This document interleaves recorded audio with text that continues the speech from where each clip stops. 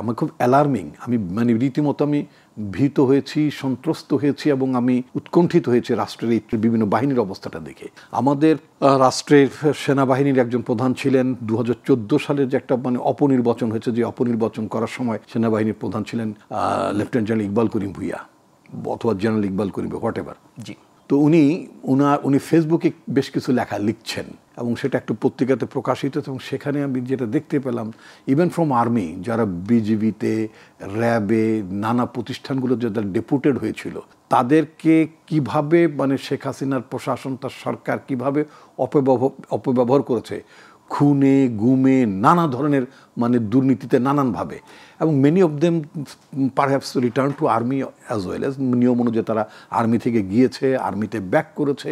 ওনার যে বর্ণনাগুলো যদি আপনি পড়েন, নিশ্চয়ই আপনি পড়েছেন হয়তো, মানে এত বছর পরে সেই বর্ণনা দিয়ে কি তখনকার দায় তিনি এড়াতে পারেন? লোমহর্ষক বর্ণনা, লোমহর্ষক বর্ণনা।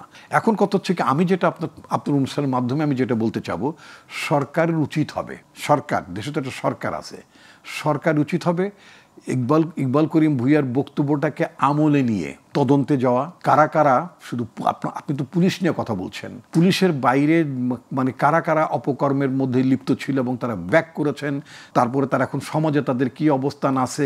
এমন একজন অফিসারের কথা তিনি বলেছেন, উনি আনসার ভিডিপিতে তিনি ডিজি ছিলেন, তার কথা বলেছেন, তিনি ওখানকার মানে নারী আনসার সদস্য শ্লীলতাহানি করেছেন অথবা নির্যাতন করেছেন ইত্যাদিতে, এই ধরনের অভিজ্ঞতা আমরা জানতে চাই। সে অফিসারটি তো করে মানে বাহিনীর প্রধান হিসেবে তিনি মানে হয়তো রিটায়ারমেন্টে গিয়েছেন। হোয়াট ইজ হিজ পজিশন নাও? তিনি কি এখন এই দেশে আছেন কিনা? এই কথাটি বলেছেন তৎকালীন মানে সামরিক বাহিনীর প্রধান, বলেছেন তারই একজন অধীনস্থ মানে মেজর জেনারেল সম্পর্কে। এদেরকে তো উন্মোচিত করা দরকার।